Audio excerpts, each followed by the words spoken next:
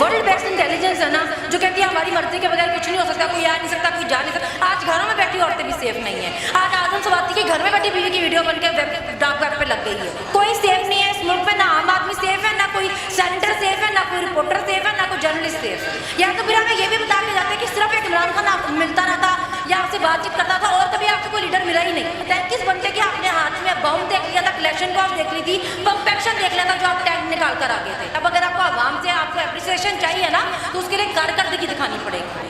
किसी की भी होती है, की होती है, आप लोग कौन है बीच में, क्या सियासत में आपका क्या काम। अब आप कह रहे हैं कि वो हमसे मिलता क्यों था, तो भाई आप छोटी सी बच्ची थी जिसको वो गोद में उठा के ले जाता था, आप ना मिलते ना। आप और किसी से क्यों मिलते हैं? आपके लिए तो मशहूर है, हर कोई आपके गेट पे आके बैठा रहता है, कोई डिग्रियों में चुपके जाता है, कोई बुरकों में जाता है, आपकी मुलाकातें करते ना करें। देखिए, जो अपने इलाके की सीट भी ना जीत सकता हो उसका खामोश नहीं बनता, उनको तो पहले भी बोलना नहीं बनता था।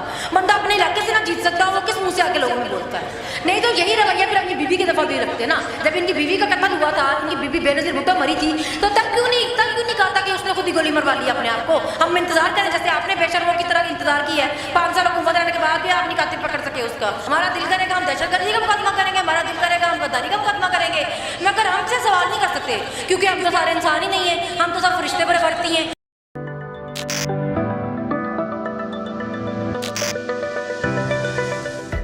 जी अस्सलाम वालेकुम। वालेकुम अस्सलाम। खान साहब को गोली लगने के बाद कारकुनान के जज्बात कैसे देख रही हैं और इस पर आप क्या कहना चाहेंगे? जज्बात देखिए, लोग हर्ट हैं, लोगों को उम्मीद नहीं थी कि इस लेवल तक भी गिर जाएंगे कि अभी तो अरशद शरीफ का ही कम नहीं हुआ लोगों को सदमा। हमें ये नहीं पता था कि आप लोगों को बता रहे थे कि जब वो मुल्क छोड़ के ना जाता, ये मुल्क तो सेफ था, वो क्यों बाहर गया। अब हमें ये नहीं पता था कि ये 2 दिन नहीं गुजरेंगे तो यहाँ पे हमारे लीडर पे भी हमला हो जाएगा। तो ये लोग अभी तक शौक में ही है, उसके से सदमे से नहीं निकले थे, यहाँ पे हमारे लीडर पे हमला हो गया। मैंने लास्ट टाइम भी ये क्वेश्चन किया था कि ये स्ट्रेटजी बना रहे हैं, आज भी मैं यही क्वेश्चन कर रहा हूँ अभी भी, कि वो स्ट्रेटजी से, प्लानिंग से, साजिश से बाज नहीं आए अभी तक भी। इस पर आप क्या कहेंगी? बास कैसे आ जाएंगे ना भाई। अगर मेरी 70 साल की इज्जत दाव पे लगी होती, अगर मुझे पता चला होता कि मेरी 70 साल की जो मेरा इमेज बना हुआ है वो उसका कूड़ा हो गया है, तो मैं भी बड़े ऑफेंड होती, मैं भी हर तरीका अपनाती जो वो कर रहे हैं। लेकिन उनको समझ नहीं आ रही ना कि जितने मर्जी तरीके अपना लेंगे, आवाम के दिमागों में ना घुस गया हुआ है, आप उसको वहाँ से नहीं निकाल सकेंगे। वहाँ से निकालने के लिए आपको अपनी करतूतें ठीक करनी पड़ेंगी। इस तरह नहीं होगा कि आप कहें कि हम करेंगे भी कुछ नहीं, हमारी सारी हरकतें भी गवारों वाली हैं और फिर भी आप हमें हीरो समझते रहे। ये सस्ती मोहब्बत और इश्क जो इज्जत का था ना मुफ्त की, इससे आवाम निकल गई हुई है, अब पहले वाली आवाम नहीं रही हुई। मरियम को इस चीज़ से कितनी खुशी हुई होगी? उसको जितनी मर्जी खुशी हुई हो, इंशाल्लाह ताला अल्लाह उसकी सारी खुशियों में मिट्टी और पानी फेर देगा। वो उसको ये खुशी कभी नसीब नहीं होगी इंशाल्लाह। मरियम आप समझती हैं कि इस प्लानिंग में शामिल है? बिल्कुल, वो खुद सबसे बड़ी हेड है इस प्लानिंग की। उसके देखिए, आम लोग क्या बात करते हैं, जैसे मैं क्या बात करती हूँ, उसके लिए मेरा लीडर जिम्मेदार नहीं है, क्योंकि मुझे ज़िंदगी में कभी मिला भी नहीं, मेरी उससे कोई बातचीत भी नहीं है। लेकिन अगर आपके लीडर ही आपको बैठ के अपने ऑफिशियल अकाउंट से बता रही है कि ये बंदा फितना फसाद है, इसको मजहब के नाम पे ऐसा रोकना चाहिए, इसके सर कुचलना चाहिए, तो फिर वो जिम्मेदार हैं। क्योंकि वो लोगों को उकसा रही थी, लोगों को भड़का रही थी कि वो इसको कुचल दो, इसका सर कुचल दो, ये फितना है, ये फसाद है। वो खुद मजहबी फसादात फैला रही थी। अच्छा, मुझे ये बताएं, रातों रात बैनर लगे, अरशद शरीफ साहब की शहादत है और जन्नत सरफराज, फिर इमरान खान साहब पर गोलियां, इन सारे वाक़यात में कितनी मुमासलत है? देखिए, ये तो जो वर्ल्ड बेस्ट इंटेलिजेंस है ना, जो कहती है हमारी मर्जी के बगैर कुछ नहीं हो सकता, कोई आ नहीं सकता, कोई जा नहीं सकता, ये अब आप पता करके बताएंगे। आप हमें बताकर गए थे ये मुल्क बहुत सेफ है, आज सेफ नहीं है। आज बाहर निकली औरतें भी सेफ नहीं है, उनको तो आप गाली गलौज करते ही थे। आज घरों में बैठी औरतें भी सेफ नहीं है। आज आजम सवाती की घर में बैठी बीवी की वीडियो बनकर डार्क वेब पे लग गई है। आप लोग कहाँ सो रहे हो? कोई सेफ नहीं है इस मुल्क में, ना आम आदमी सेफ है, ना कोई सेनेटर सेफ है, ना कोई रिपोर्टर सेफ है, ना कोई जर्नलिस्ट सेफ है, कोई सेफ नहीं है। सेफ नहीं है, हम हमारी इज्जतों से वो खेलने पे आ गए हैं, तो क्या करें? इसका लाहे अमल भी तो कोई, हमारी भी तो स्ट्रेटजी होनी चाहिए। देखिए, अब खान साहब तो अपनी पूरी कोशिश कर रहे हैं ना। अब उन पे गोली चल गई, उन पे मुकदमे होते रहे गद्दारी के, दहशतगर्दी के, मगर उन्होंने अपनी हरी पूरी तरह कोशिश कर लिया कि वो इदारों का नाम ना लें, वो इदारों को बीच में ना घसीटे। मगर अगर इदारे की तरफ से पहली दफ़ा 70 साल में आके बैठ के आप 1.5 घंटे की प्रेस कॉन्फ्रेंस कर जाओगे एक लीडर के खिलाफ में, तो लोग बातें नहीं करेंगे क्या? या तो फिर हमें ये भी बता के जाते हैं कि सिर्फ एक इमरान खान आपसे मिलता रहता या आपसे बातचीत करता था और कभी आपसे कोई लीडर मिला ही नहीं। आप बता के जाए ना, आपने पहले बताया कितनी दफा टैंक निकाला था, जो आपने अब निकाला। आप बताएं किस बंदे के आपने हाथ में बम देख लिया था, कलेक्शन को आप देख ली थी, पंप एक्शन देख लिया था, जो आप टैंक निकाल कर आ गए थे। उन्होंने तो कहा था कि हम सियासत से हमारा कोई अमल दखल नहीं है, हम पाकिस्तान की सियासत को फलना फूलना देना चाह रहे हैं, लेकिन रात जो आप टैंकों वाली बात कर रही हैं इससे तो वाकया कुछ और नजर आ। देखिए मैं आपको ये कह रही हूँ ना, ये जो सस्ता इश्क था ना जो आवाम करती थी मुफ्त में बगैर इनके कुछ किए भी, आवाम इनके इश्क में मुब्तला थी, इनकी इज्जत एहतराम किया जाता था, 3-3 मार्शल लगे, आवाम ने खुशी खुशी भुगता लिए कि ठीक है जी ये सियासतदानों से बेहतर ही है। वो जो इश्क था ना अंदर वाला, उससे आवाम निकल गई हुई है। तो अब आपको जो अपनी पॉलिसी है ना वो चेंज करनी पड़ेगी। अब अगर आपको आवाम से आपको अप्रिसिएशन चाहिए ना तो उसके लिए कारकर्दगी दिखानी पड़ेगी, उसके लिए अपनी हरकतें ठीक करनी पड़ेगी। आप ये नहीं कहेंगे कि आप सारी हरकतें सियासी करें और फिर हम आपको गैर सियासी कह दें। आपको भी मेहनत करनी पड़ेगी, आप आवाम से अंधी मोहब्बत की उम्मीद ना रखें। आप समझती हैं कि इंटरनेशनल सतह पर अदारे पाकिस्तान का इस हवाले से जो अदारों का आज़ाद होना, आप हमारी सियासत को सही रुख पर डायरेक्शन देना, इसमें उनका कोई किरदार हो सकता है या कि वो भी इसमें इन्वॉल्व है? देखिए रोल हो ही उनका सकता है। जजेस हो गए, इनका काम है इंसाफ देना। एस्टेब्लिशमेंट होगी, इनका काम है अपना काम करना। आप लोगों को ये उम्मीदें ही क्यों देते हैं कि उनको लगता है वो चोर रस्तों से आ सकते हैं? आपसे सारे लीडर मुलाकातें क्यों करते हैं? सियासतदान आपसे क्यों मिलते हैं? आपका सियासत से क्या लेना देना है? आप लोग को अगर आप न्यूट्रल हैं, आपका कोई लेना देना नहीं, आप साइड पे हटे ना। डिग्री में होती हो मुलाकात या बुरके में होती हो या जैसे भी होती हो, आपसे मुलाकातें क्यों होती हैं?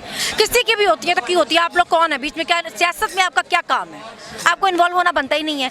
सियासतदानों का काम है, उनको करने दो ना। मुलाकातें तो खान साहब भी करते रहे हैं, खान तो साहब वही इसका तो मैं कह रही हूँ, खान साहब देखिए हर प्राइम मिनिस्टर ही मिलता है ना मुलाकातें। ये तो मैं आपको कह रही हूँ क्यों होती हैं। अब आप कह रहे हैं कि जी वो हमसे मिलता क्यों था? तो भाई आप छोटी सी बच्ची थी जिसको वो गोद में उठा के ले जाता था, आप ना मिलते ना। आप गैर सियासी हैं ना, आप न्यूट्रल हैं, आप ना मिलते। आप उनको कहते भी हमने नहीं मिलना।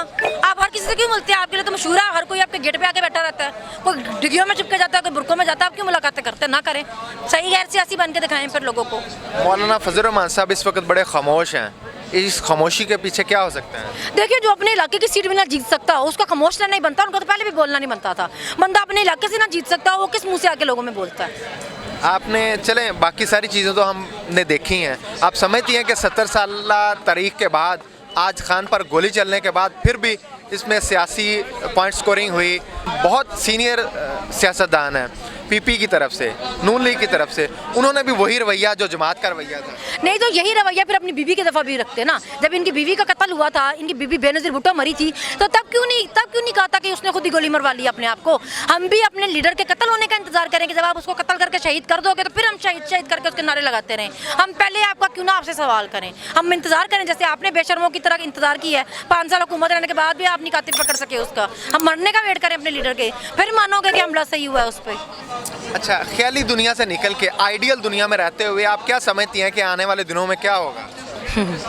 आप देखिए आइडियल क्या है, मतलब ख्याली क्या है। हमें पूरी उम्मीद है कि अगला जो आने वाला फ्यूचर है इस मुल्क का हमारा, वो अच्छा होगा, क्योंकि आवाम बहुत सारे लोगों के अंदर प्यार से बाहर आ गई हुई है। तो अब जो होगा आगे वो बहुत अच्छा होगा। जो रात रवैया हमने देखा, अगर ये रवैया हुआ तो हालात तो वो रवैया चलेगा नहीं ना। आप लोगों को डराना चाह रहे थे ना, लोग नहीं डरे। आप प्रेस कॉन्फ्रेंस करके गए, लोग नहीं डरे। आपने टैंक निकाले, लोग नहीं डरे। अब आप लोगों को बता रहे हैं कि जी तुम में से तो हम किसी को भी आधी रात को उठा लेंगे, हमारा दिल करेगा हम दहशतगर्दी का मुकदमा करेंगे, हमारा दिल करेगा हम गद्दारी का मुकदमा करेंगे। मगर हमसे सवाल नहीं कर सकते क्योंकि हम तो सारे इंसान ही नहीं है, हम तो सब फरिश्ते बड़े भरती हैं। हमारा कैसे नाम ले लिया भाई तुम लोगों ने? हम में से किसी की इन्वेस्टिगेशन नहीं हो सकती, तो ये हम नहीं मानते। रात DGISPR का जो बयान था कि हमने हुकूमत से कह दिया है कि वो बगैर तफ्तीश के, इन्वेस्टिगेशन के जिसने इल्ज़ाम लगाया उसके खिलाफ एक्शन ले, हमारे सब्र का पैमाना जो लबरेज हो रहा है। तो उनको कहें कि आपके तो जनरल, आपके फैज़ का नाम वो मुजरिमा बार बार लेती रही, तब कि आपके सब्र का पैमाना तब नहीं लबरेज हुआ? वो जो बाहर बैठा भगोड़ा है वो आपके लीडर का सिप्पे सलार का नाम ले लेके उसको गालियाँ गलोच करता रहा कि आपने हमारी हुकूमत घर भेजी है, तब नहीं शर्म जागी? आज आपको आपकी शर्माश जाग रही है। आपसे सवाल करें, आप इन्वेस्टिगेट करके बताएं आपका बंदा नहीं इन्वॉल्व है, आपका जो भी ऑफिसर नहीं इन्वॉल्व है, आप आवाम को बताएं हमारा लेना देना नहीं है। ये क्या बात हुई कहने वाली कि हम हो सकते ही नहीं है, हम कर सकते ही नहीं है?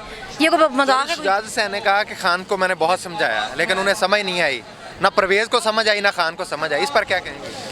उनको समझ आने की जरूरत नहीं थी ना, आवाम को जो समझ आ गई है, आवाम की आंखें खुल गई, हमें समझ आ गई, इतना ही बहुत है। सारी आग इसी वजह से लगी हुई है ना कि हमारी आंखें खुली हुई हैं। जवेद हाशमी साहब खान साहब से फिर मिलना चाह रहे हैं। वो बेचारे वेले होंगे घर में, वो काम कोई नहीं है, तो अब इन्हें कुछ तो करना ही है उन्होंने कहा। उनके पास कोई मैसेज हो, कोई पैगाम हो देना?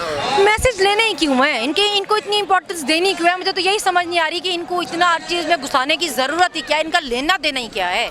मेरा आखिरी क्वेश्चन, क्या आप समझती हैं कि खान साहब के साथ अभी फैसल वाडा मौजूद हैं कुछ लोग फैसल वाडा की तरह, अलीम खान की तरह, जहांगीर की तरह कुछ लोग मौजूद हैं जिसकी वजह से खान साहब की स्ट्रेटजी डिस्टर्ब भी हो जाती है। देखिए मौका परस्त तो होते ही है ना साथ, अपने फ़ायदे के लिए तो मुफाद परस्त तो होते ही है ना। फिर अपने जिनको फ़ायदे नज़र आते हैं उनको नहीं नज़र आ रहे तो छोड़ के चले जाते हैं। कैसे बचा जा सकता है? देखिए इंसान को आप या तो फिर आप कहें ना कि आपके पास कोई गायबी इल्म है तो फिर आप किसी का बता सकते हैं, अगर आपके पास नहीं है तो फिर आप सिर्फ आप कोशिश ही कर सकते हैं। ये जब तक कोई खुल के सामने ना आए तब तक तो कुछ भी नहीं हो सकता ना। आप तो इंसान तो भरोसा कर ही लेता है ना। बहुत शुक्रिया।